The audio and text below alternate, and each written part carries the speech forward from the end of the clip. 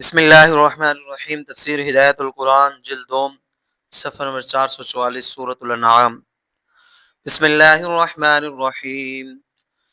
قل اندعو من دون اللہ ما لا ينفعنا ولا يضرنا ونرد على اعقابنا بعد اذ هدانا الله كالذي استهوته الشياطين في الارض حيران له اصحاب يدعونه الى الهدى ائتنا قل إن هدى الله هو الهدى وأمرنا لنسلم لرب العالمين وأن أقيموا الصلاة واتقوه وهو الذي إليه تحشرون وهو الذي خلق السماوات والأرض بالحق ويوم يقول كن فيكون قوله الحق وله الملك يوم ينفخ في الصور عالم الغیب والشہادہ وهو الحکیم الخبیر۔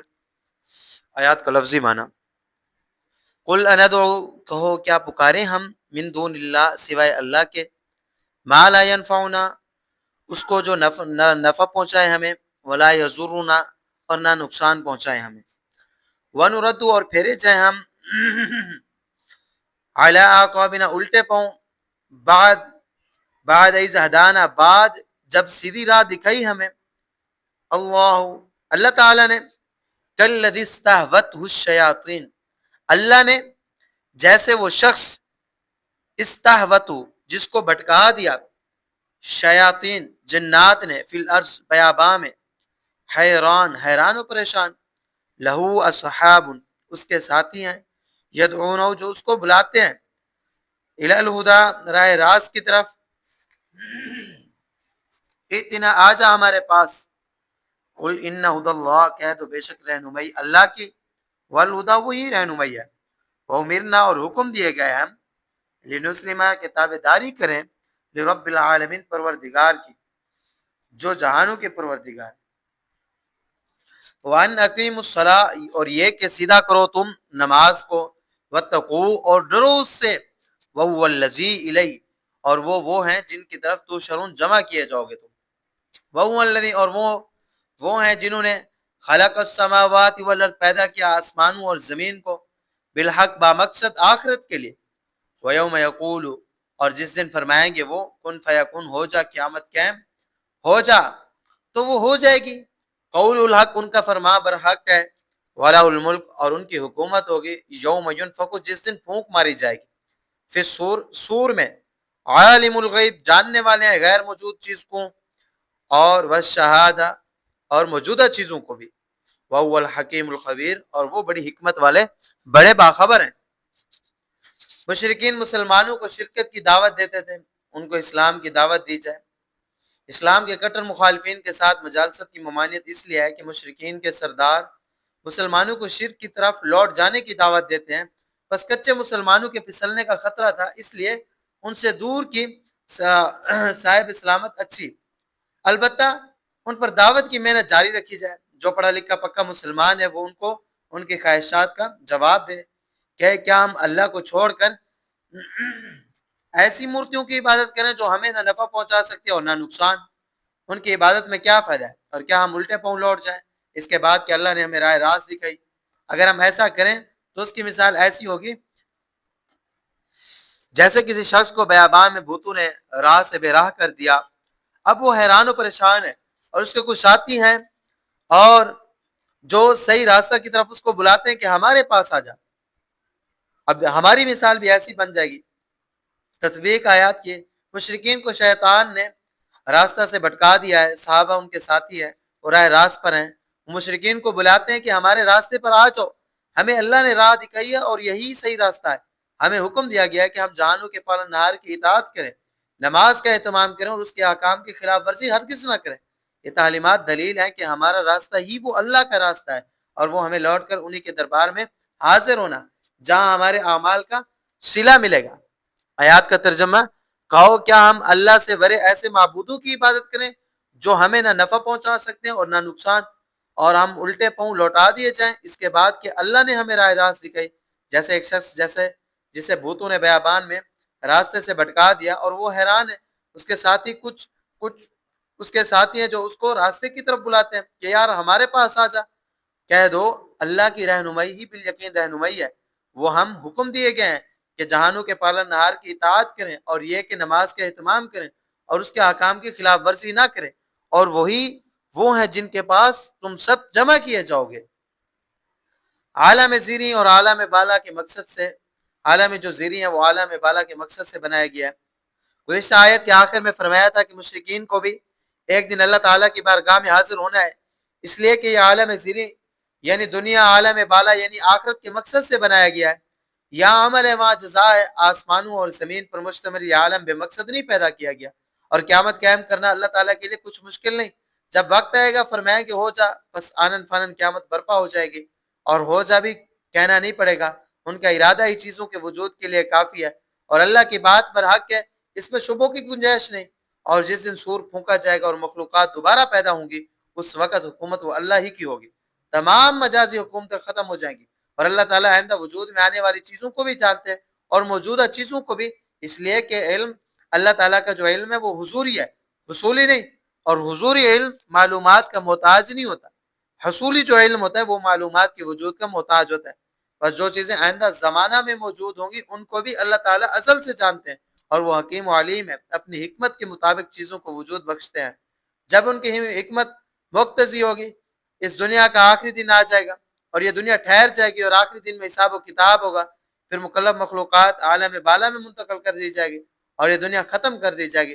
بس جو لوگ اس خیال میں ہیں کہ یہ دنیا اسی طرح چلتی رہے گی, کبھی ختم نہیں ہوگی, اور وہ غلط فہمی میں, اس لیے کہ اس دنیا میں نیکی اور برائی کا نتیجہ ظاہر نہیں ہوتا. بس اگر یہی دنیا چلتی رہی تو یہ دنیا بے مقصد ہوئی, جبکہ اللہ تعالیٰ حکیم ہے, اور حکیم کا کوئی کام جو ہے وہ بے مقصد نہیں ہوتا. آیات کا ترجمہ, اور وہی وہ ہیں جنہوں نے آسمانوں اور زمین کو بامقصد پیدا کیا, اور جس دن فرمائیں گے ہو جا تو وہ مقصد پورا ہو جائے گا, اور ان کا فرمانا برحق ہے, یعنی وہ ضرور قیامت قائم کریں گے, اور انہی کی حکومت ہوگی جس دن سور پھونکا جائے گا, اور وہ آئندہ آنے والی, آئندہ موجود ہونے والی چیزوں کو اور موجودہ چیزوں کو جاننے والے, اور وہ بڑی حکمت والے, بڑے باخبر ہیں. آگے آیات مبارکہ, وَإِذْ قَالَ إِبْرَاهِيمُ لِأَبِيهِ آزَرَ أَتَتَّخِذُ أَصْنَامًا آلِهَةً إِنِّي أَرَاكَ وَقَوْمَكَ فِي ضَلَالٍ مُبِينٍ وَكَذَلِكَ نُرِي إِبْرَاهِيمَ مَلَكُوتَ السَّمَاوَاتِ وَالْأَرْضِ وَلِيَكُونَ مِنَ الْمُوقِنِينَ فَلَمَّا جَنَّ عَلَيْهِ اللَّيْلُ رَأَىٰ كَوْكَبًا قَالَ هَٰذَا رَبِّي فَلَمَّا أَفَلَ قَالَ لَا أُحِبُّ الْآفِلِينَ فَلَمَّا رَأَى الْقَمَرَ بَازِغًا قَالَ هَٰذَا رَبِّي فَلَمَّا أَفَلَ قَالَ لَئِن لَّمْ يَهْدِنِي رَبِّي لَأَكُونَنَّ مِنَ الْقَوْمِ الضَّالِّينَ فلما رأى الشمس بازغة قال هذا ربي هذا أكبر فلما أفلت قال يا قوم إني بريء مما تشركون إني وجهت وجهي للذي فطر السماوات والأرض حنيفا وما أنا من المشركين. لفظی معنی دیکھیں, وہ قال ابراہیم, اور یاد کرو جب کہا ابراہیم علیہ السلام نے لابی اپنے باپ سے, آزر نامی, اتتخذو کیا بناتے ہیں آپ, اصنامن مورتیوں کو, آلیتن معبود, انی اراکا بے شک میں دیکھتا ہوں آپ کو, وقومکا آپ کی قوم کو, فی ضلال مبین گمراہی میں, واضح سری گمراہی میں, وکذالک نری اور یوں دکھاتے ہیں ہم ابراہیم کو ملکوت السماوات والارض حکومت آسمانوں اور زمین کے, ولیکون من الموقنین اور تاکہ ہوں وہ یقین کرنے والوں میں سے. فلما جن علیہ اللیل پس جب اندھیرا کر دیا اس پر رات نے, را کوکبا دیکھا اس نے ایک تارا, قال ھذا ربی کہا یہ میرا رب ہے, فلما افل پس جب غائب ہو گیا وہ, قال لا احب الافلین کہا اس نے نہیں پسند کرتا میں غائب ہونے والوں کو. فلما رأى القمر پس جب دیکھا اس نے قمر چاند کو بازغن چمکتا ہوا, قال ھذا ربی کہا اس نے یہ میرا رب ہے. فلما افل پس جب وہ غائب ہو گیا, قال کہا اس نے لئن لم یهدنی باخدا اگر نہ راہ دکھائی مجھ کو, ربی میرے رب نے, لاکونن من القوم الضالین تو ضرور ہوں گا میں لوگوں سے گمراہ ہونے والوں میں سے. فلما رأى الشمس پس جب دیکھا اس نے سورج کو, بازغتن دمکتا ہوا, قال ھذا ربی کہا اس نے یہ میرا رب ہے, ھذا اکبر یہ سب سے بڑا ہے, ستارہ ہے. فلما افل پس جب وہ غائب ہو گیا, قال یا قومی، کہا اس نے میری قوم، انی بریون، بے شک میں بتعلق ہوں، بری ہوں، مما ان ستاروں سے جن کو تشرکون شریک ٹھہراتے ہو تم. انی وجہت وجہیا، بے شک میں نے پھیر لیا اپنا رخ، للذی، اس ہستی کی طرف جس نے فطر السماوات والارض، جس نے پیدا کیا آسمانوں اور زمین کو، حنیفاً یکسو ہو کر، وما انا من المشرکین، اور نہیں ہوں میں شریک ٹھہرانے والوں میں سے. ابراہیم علیہ السلام نے مشرکوں کو مورتیوں اور ستاروں کا معبود نہ ہونا سمجھایا. حضرت ابراہیم علیہ السلام کی قوم مورتیوں کو بھی پوجتی تھی اور ستاروں کو بھی. آپ نے ان دونوں کو معبود نہ ہونا سمجھایا. مورتیوں کے معبود نہ ہونے کا بیان یہاں مختصر ہے، مفصل بیان وہ سورۃ الانبیاء میں ہے. اور یہاں صرف اتنی بات ہے کہ انہوں نے اپنے باپ آزر سے پوچھا کہ آپ مورتیوں کو خدا مانتے ہیں؟ اس نے اس بات میں جواب دیا ہوگا اس لیے کہ وہ مندر کا سادہوں کا سردار تھا، مندر کا بڑا تھا. اس پر حضرت ابراہیم علیہ السلام نے فرمایا آپ اور آپ کی قوم سب گمراہ ہو، اور گمراہی واضح ہے. بے جان مورتیں جو ہیں وہ کبھی معبود نہیں ہو سکتی. پھر ایک دن جب قوم میلے میں گئی تو مورتیوں کی مرمت کر ڈالی اور ثابت کر دیا کہ جو خود کو نہ بچا سکی وہ دوسروں کو کیا بچائیں گے. اور ترجمہ اور یاد کرو، جب ابراہیم علیہ السلام نے اپنے باپ آزر سے کہا کیا آپ مورتیوں کو معبود مانتے ہیں؟ اور میں بالیقین آپ کو اور آپ کی قوم کو کھلی گمراہی میں دیکھتا ہوں. سوال ایک ہوتا ہے، قرآن کریم حضرت ابراہیم علیہ السلام کے باپ کا نام آزر بتاتا ہے اور توریت تارے بتاتی ہے، تو اس میں اختلاف کا کیا حل ہے؟ تو اس کا جواب قرآن محفوظ ہے، پہلے دن سے آج تک لاکھوں مرد، عورتیں اور بچے اس کو حفظ زبانی یاد کرتے رہے، اور تورات وہ محفوظ نہیں اور آج تک اس کا کوئی حافظ نہیں ہوا. پھر اس کے بیان کا کیا اعتبار ہوگا کہ وہاں یہ نام تارے کیوں لکھا ہوا ہے؟ حضرت ابراہیم علیہ السلام کی خوبی، حضرت ابراہیم علیہ السلام کو انبیاء میں خاص خوبی حاصل تھی. ان کو اللہ تعالیٰ نے علویات اور سفلیات کے اسرار اور رموز سے واقف کر دیا تھا، احیاء موتا اور تک کا مشاہدہ کرایا تھا. انہوں نے نمرود بادشاہ کو اللہ کی یکتائی اس طرح سمجھائی تھی کہ وہ ہکا بکا ہو کر رہ گیا تھا، اور قوم کو مورتیوں کا معبود نہ ہونا عجیب انداز پر سمجھایا تھا، اور اب ستاروں کا معبود نہ ہونا عجیب انداز سے سمجھائیں گے. مناظرے کا ایک طریقہ مماشات مال خصم ہے. مماشات مال خصم یعنی تھوڑی دیر مقابل کے ساتھ چلنا، یعنی بالفرض اس کی بات مان لینا، پھر نیلے پہ دیلا رکھنا، زور کا چپت مارنا اور اس کی بات کاٹ دینا. اس کو ارخاء العنان بھی کہتے ہیں، یعنی گھوڑے کی لگام ڈیلی چھوڑنا. پھر جب کھیت میں مون مارنے لگے تو زور کا جھٹکا دینا کہ نانی یاد آئی. حضرت ابراہیم علیہ السلام قوم کو ستاروں کا معبود نہ ہونا اس طرح سمجھائیں گے. اور جو داعی اپنی دلیل کی حقیقت سے واقف ہوتا ہے وہ جس طرح چاہے دلیل پھیر سکتا ہے. اور دعوت کے خاص فائدہ یہ ہے کہ خود داعی کا اپنی بات پر یقین پختہ ہوتا ہے. بس دعوت ہم جو اس لیے کہ یہاں پر دعوت واو عاطفہ کے ساتھ فرمایا ولیکون من الموقنین، تاکہ وہ یقین کرنے والوں میں سے. اور دعوت جو ہے نا وہ ہم فرما ہم ثواب ہے. آیت کا ترجمہ اور یوں یعنی جس طرح انہوں نے مورتیوں کا معبود نہ ہونا سمجھایا، ہم نے ابراہیم کو آسمانوں اور زمین کی حکومت سمجھا دی، اور تاکہ وہ یقین کرنے والوں میں سے. حضرت ابراہیم علیہ السلام نے قوم کو ستاروں کا معبود نہ ہونا سمجھا. ایک رات جب چھا گئی اور ایک خاص ستارہ نمودار ہوا جس کو قوم پوچھتی تھی، تو حضرت ابراہیم علیہ السلام نے قوم سے فرمایا چلو اسے پروردگار مان لو. قوم خوش ہوگی کہ ابراہیم ہمارے ہم نوا بن گئے. پھر ایک وقت کے بعد جب وہ ستارہ چھپ گیا تو آپ نے کہا غائب ہونے والا معبود نہیں ہو سکتا، میں ایسے کو خدا نہیں مان سکتا. جو قوم کی امید پر پانی پھیر دیا. پھر کسی رات چاند چمکتا ہوا نکلا، قوم چاند کو بھی پوچھتی تھی، بس آپ نے فرمایا چلو اس رب مان لیتے ہیں.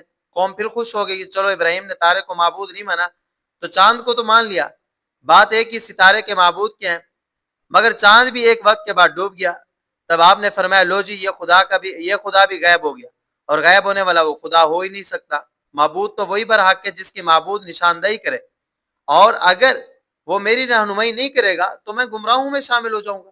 قوم ایک بار پھر ابراہیم علیہ السلام سے مایوس ہو گئی. پھر کسی دن سورج کو لیا، جب وہ چمکتا چمکتا نکلا تو فرمایا یہ سب سے بڑا تارا ہے، چلو اس کو خدا مان لیتے ہیں. قوم ایک مرتبہ پھر خوش ہو گئی کہ چلو بڑے دیوتا کو تو ابراہیم نے مان لیا. مگر سورج جب شام کو چھپ گیا تو آپ نے دو ٹوک فرمایا ستارے خدا نہیں ہو سکتے، خدا وہ ہے جس نے آسمانوں اور زمین کو پیدا کیا ہے، یہ ستارے بھی اسی کی مخلوق ہیں. میں سب سے یکسو ہو کر اسی ایک اللہ کا ہو کر رہتا ہوں، اور میں مشرکین کے زمرہ میں شامل نہیں. آیات کا ترجمہ: پس جب رات نے اس پر اندھیرا کیا، یعنی رات چھا گئی، تو اس نے ایک ستارہ دیکھا جس کو قوم پوچھتی تھی، کہا یہ میرا رب ہے، یہ مماشات مال خصم ہے۔ پھر جب وہ اوجھل ہو گیا تو اس نے کہا میں چھپ جانے والوں کو پسند نہیں کرتا، یعنی میں اس کو معبود نہیں مانتا، یہ قسم کو تھپڑ مارا۔ پھر جب چاند کو چمکتا ہوا دیکھا تو اس نے کہا یہ میرا رب ہے۔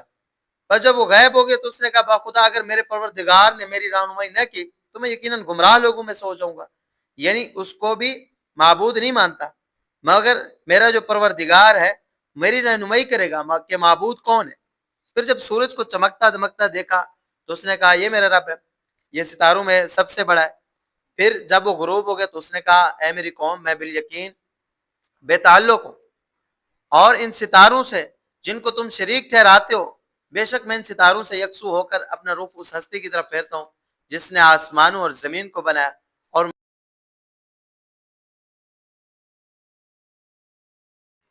اور میں شریک ٹھہرانے والوں میں سے نہیں ہوں۔ آیات مبارکہ: وحاجه قومه قال تحاجوني في الله وقد هدان ولا اخاف ما تشركون به الا ان يشاء ربي شيئا وسع ربي كل شيء علما افلا تتذكرون وكيف اخاف ما اشركتم ولا تخافون انكم اشركتم بالله ما لم ينزل به عليكم سلطانا فأي الفريقين احق بالامن ان كنتم تعلمون فأي الفريقين احق بالامن ان كنتم تعلمون الذين آمنوا ولم يلبسوا ایمانهم بظلم اولئک لهم الامن وهم مهتدون۔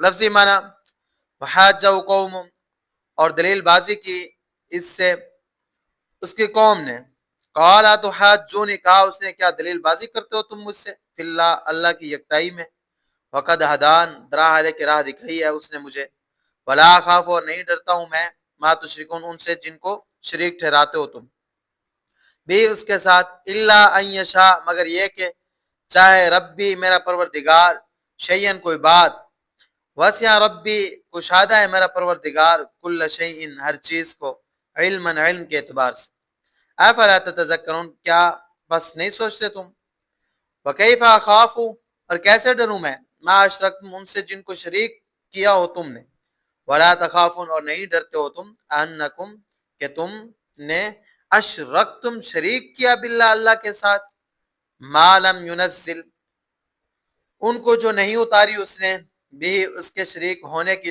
علیکم سلطانا، تم پر کوئی دلیل، فأج الفریقین، بس دو جماعتوں میں سے کون سی جماعت، احق بالامن، احق بالامن، زیادہ حقدار ہے امن چین کی، ان کنتم، اگر ہو تم، تعلمون، جانتے۔ الذین آمنوا، جو لوگ ایمان لائے، ولم یلبسوا، اور نہیں ملایا انہوں نے، ایمانہم، اپنے ایمان کو، بظلم، ظلم عظیم کے ساتھ، اولئک لہم، وہی لوگ ان کے لیے، الامن، امن چین ہے، وہ مہتدون، اور وہ راہیاب ہیں۔ حضرت ابراہیم علیہ السلام کے ساتھ ستارہ پرستوں نے کٹ حجتی کی۔ حضرت ابراہیم علیہ السلام نے بہت نرمی سے ستارہ پرستوں کو اللہ کی یکتائی سمجھائی، تھوڑی دیر ان کی ہم نوائی بھی کی، مگر اس کا کوئی فائدہ نہ ہوا، جیسے مورتی بیچاریوں کو مورتیوں کی مرمت کر کے سمجھایا کہ یہ بے بس مورتیں خدا نہیں ہو سکتی، مگر وہ سمجھنے کے بجائے ابراہیم علیہ السلام کو نظر آتش کرنے کے لیے آمادہ ہو گئے۔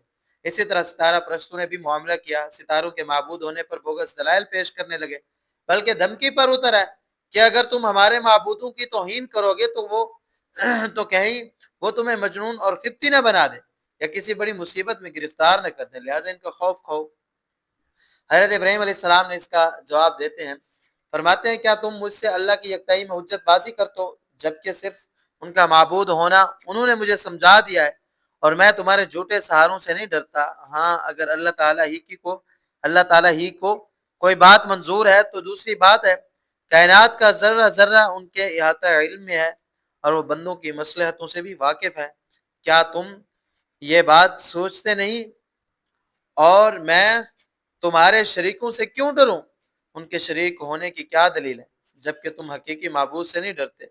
یہ تو الٹا چور کوتوال کو ڈانٹنے والی بات ہے۔ اب موحدین اور مشرکین کی دو جماعتیں بن گئی، آخرت میں کس کے نصیب میں چین سکون آئے گا یہ بتاؤ، اور اگر تم گونگے بنتے ہو تو میں بتاتا ہوں، جو لوگ ایک اللہ پر ایمان لائے اور انہوں نے اپنے ایمان پر شرک کا دھبا نہیں لگنے دیا، انہی کے لیے آخرت میں چین سکون ہے اور وہی دنیا میں بھی راہیاب ہیں۔ ظلم سے ظلم عظیم، شرک، اس سے شرک مراد ہے۔ آخری آیت میں ظلم سے ظلم عظیم یعنی شرک مراد ہے۔ یہ بات متفق علیہ حدیث میں آئی ہے۔ حدیث پاک وہ یہ ہے، حضرت ابن مسعود رضی اللہ تعالیٰ عنہ سے مروی ہے کہ جب یہ آیت نازل ہوئی تو مسلمانوں پر یہ آیت شاک گزری۔ انہوں نے عرض کیا یا رسول اللہ، ہم میں سے کون ایسا ہے جس نے اپنے نفس پر ظلم نہیں کیا؟ یعنی ہر شخص سے کچھ نہ کچھ ناانصافی ہو ہی جاتی ہے، اور آیت میں عذاب سے معمون ہونے کے لیے شرط یہ ہے کہ اس نے ایمان کے ساتھ ذرا بھی ظلم نہ کیا ہو، پھر عذاب سے کون بچ سکے گا؟ نبی کریم صلی اللہ علیہ وسلم نے فرمایا یہ مراد نہیں، یعنی عملی ظلم اور ناانصافی مراد نہیں، بلکہ وہ شرک ہی ہے، یعنی عقیدے کی ناانصافی مراد ہے۔ اور لفظ ظلم قرآن کریم میں اس معنی میں بھی آیا ہے، کیا نہیں سنی تم نے وہ بات جو لقمان نے اپنے بیٹے سے کہی ہے، اے میرے بیٹے اللہ تعالیٰ کے ساتھ کسی چیز کو شریک نہ ٹھہرا، بے شک شرک جو ہے وہ بڑا بھاری ظلم ہے، بڑا گناہ ہے۔ آیات کی تشریح، ظلم کے اصل معنی ہے وضع الشیء فی غیر محلی، کسی چیز کو نامناسب جگہ میں رکھ دینا۔ بشکیزے کا دودھ بے وقت استعمال کر لیا جائے تو کہتے ہیں ظلمت السقا، اور استعمال کردہ دودھ ظلیم کہلاتا ہے۔ اور اس طرح زمین بے موقع کھو دی جائے تو کہتے ہیں ظلمت الارض، اور وہ جگہ ارض مظلومہ کہلاتی ہے۔ پھر ظلم کا استعمال حق سے تجاوز کرنے کے لیے ہونے لگا، خواہ تجاوز قلیل ہو یا کثیر، اور خواہ تجاوز اعتقادی ہو یا عملی۔ چنانچہ گناہ صغیرہ اور کبیرہ اور شرک و نفاق اور بدعملی پر اس کا اطلاق ہونے لگا۔ قرآن کریم میں یہ سب اطلاقات آئے ہیں۔ مذکور آیت میں صحابہ نے ظلم سے عملی گناہ مراد لے لیا، اس لیے اشکال ہوا۔ نبی کریم صلی اللہ علیہ وسلم نے وضاحت فرمائی کہ اس آیت میں ظلم سے ظلم اعتقادی مراد ہے، اور اس کی نظیر پیش فرمائی، چنانچہ صحابہ کا اشکال رفع ہو گیا۔ فائدہ، اس آیت میں ظلم میں تو ظلم سے نبی صلی اللہ علیہ وسلم کی تصریح کے مطابق شرک مراد ہے، عام گناہ مراد نہیں۔ البتہ بظلم نکرہ تحت نفی ہے، اس لیے شرک عام ہے، کھلے طور پر مشرک اور بت پرست ہو جائے، اور یہ تو مراد ہے ہی۔